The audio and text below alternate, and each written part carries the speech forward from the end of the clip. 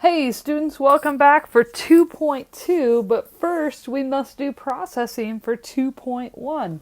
So from your notes, the last time you took notes, on the left-hand side, you're going to write, well, you don't even have to write 2.1, but you're going to fill in the following table. Make sure this table is in there, fill it in, put the blanks in. All right, and I'll see you on the other side. You should be able to use the notes that you took previously to help you answer that question. All right, so now we're jumping into 2.2. This should be the right-hand side, remember? Average atomic mass is our title. It is page 13. All right, so here we go. Jumping in. Average atomic mass. So there's one other number on the periodic table that we didn't really talk about yesterday or the last time we took notes. We talked about mass number, which actually does not show up on the periodic table, but there's another number that has a bunch of numbers after the decimal, all right? And that is our average atomic mass. So our average atomic mass is the mass or the average mass of all the isotopes. All right, so we probably should figure out what isotopes means, but let's first take into account average. Average in this case is figured just like your grade in this class or the weighted average. All right, just like the weight in your class or the grade in this class is judged by weighted, you do the same thing for this. So we take however many, like if I have a sample of carbon, for example, and 99% of them are that carbon-12 mass, all right, I take 0.99 times the 12 and then plus the 1% that's the 14. All right, and we'll get into how to do that, but we're talking about it's a weighted average. All right, it's not just add them up and divide by however many samples you have. Okay, it's just a touch different, but it's just like calculating your grade. All right, this is how we calculate your grades if you have weighted, which we do in this class. All right, isotopes then is kind of the big key to this. Our isotope is having the same number of protons, but differing numbers of neutrons. So what this does is it changes the mass of an atom, but it does not change the atom. It is still carbon. So carbon, as I kind of alluded to before, has two major isotopes. It's got carbon-12, all right, 12 as a mass number, and it's got carbon-14. All right, they both have 6 protons, so their atomic number is still the same, but carbon-12 is the carbon that we kind of know as being part of our bodies and a big part of us. Carbon-14 is actually used in carbon dating. That's how they tell how old a substance is, by seeing how much carbon-14 is left. All right, so those are two different isotopes, and most elements have multiple isotopes. Sometimes there's 2, sometimes there's 5. It kind of just depends on the element. All right. Then we have this thing called fractional abundance. All right. Fractional abundance is just basically the percent in fraction form. Like how often does it show up? But we're talking about it in fraction form. So we're not trying to, it's not super fancy. It's just like the percentage. So if we said like carbon up here, we said carbon-12 was like 99%, right? Its fractional abundance would be 0.99. And then we said this one was like 1%. So its fractional abundance is 0.01. So how often does it show up in a sample? Will it show up 99 times out of 100, or will it just show up one time out of 100? Okay? So our important formula here, got to zoom all the way out to get there, this is our important formula. Average atomic mass equals the isotope mass of 1 times the fractional abundance of that 1 plus the isotope mass of 2 times the fractional abundance. And that just goes on for however many isotopes you have. And once you add them together. So it's pretty simple, pretty easy to do. So let's kind of look at this example that we're given here and see if we can't work this out. You will need a calculator. So make sure you have that handy because you want to make sure your calculations are matching my calculations. Hopefully I don't have an error, but we want to make sure that you're also understanding how to get the answers here. Okay, so let's take a little peek.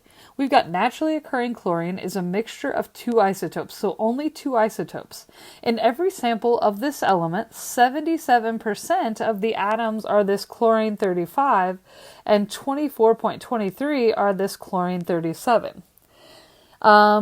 We've got masses here of chlorine 35 and we've got a mass of chlorine 37. So what I like to do is I kind of like to put a little table together because that helps me kind of keep track of everything. So I've got chlorine 35, right? And I've got chlorine 37. All right.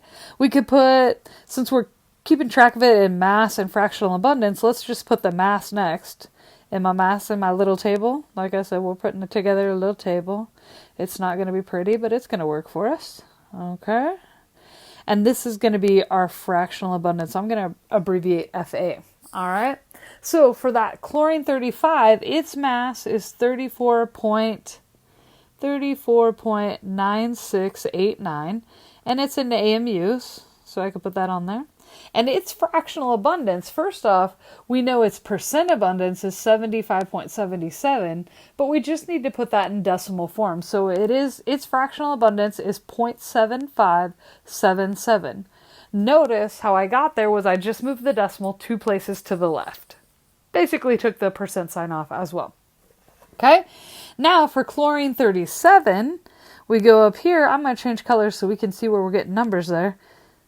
There we go, 36.9659, and again, that's AMU. All right, and then my fractional abundance of that one is 24, or my percent abundance is 24.23, so my fractional abundance is 0.2423. Okay, so that's what I've got. If I had more, I would just keep drawing onto this table, but since I only have 2, I'm going to stop there. So now for my formula, we're going to put average atomic mass, right? Scroll this over just a little bit. There we go. We can still keep everything in there. We've got our isotope mass of 1 times our fractional abundance of 1 plus our isotope mass of 2 times my fractional abundance of 2. All right. So there's my first one. So let's plug that in. We're going to go with the blue one first, if you will. So we've got my isotope mass, 34.9689, and I'm going to multiply that by 0.7577. I'm going to write out the whole problem, then we'll do the math. Okay? Changing my colors there. And now we're going to do the second one, or the red one. We're going to take 36.96. That's not a 6. All right. 36.9659, and we're going to multiply that by 0.2423. So let's go ahead and do the math. I'm going to do that first one first. All right. We're going to take 36.9659 times 0.2423. Hopefully you came up with 8.95, and we need to keep just a few extras. So let's say 5684, because it was 83, so we're just going to keep the 4 there. So we'll put plus there. This is going to be our average atomic mass. Just kind of keep a track here. All right. Now we're going to do the same thing for the blue one. We're going to take 34.9689, and we're going to multiply that times 0.7577. And this should give us 26.4949594. And now our last step is just to add those babies together, and we'll come up with our answer. And our answer is going to be labeled in AMU plus 8.95684. All right. So this should give us, now lots of numbers there, except Griffith can't write 35. All right. 35.4949594. 4, 5, 2, 7, 7, 5, 5, 3. It just kind of keeps going, right? So how do we know how many decimals to keep? Well, the best way to do this, and the smartest way, and the appropriate way, is we need to keep however many we have in our mass. So there are 4 decimals, right, in each of our masses. So our mass should have 4 at the end. 1, 2, 3, 4. So that 7 is going to look to that 7. It's going to go up. This is our rules of rounding, 35.45. And we're going to say 28. And we're going to label this with AMU. And that is it for today's lesson. All right, thanks. See you next time.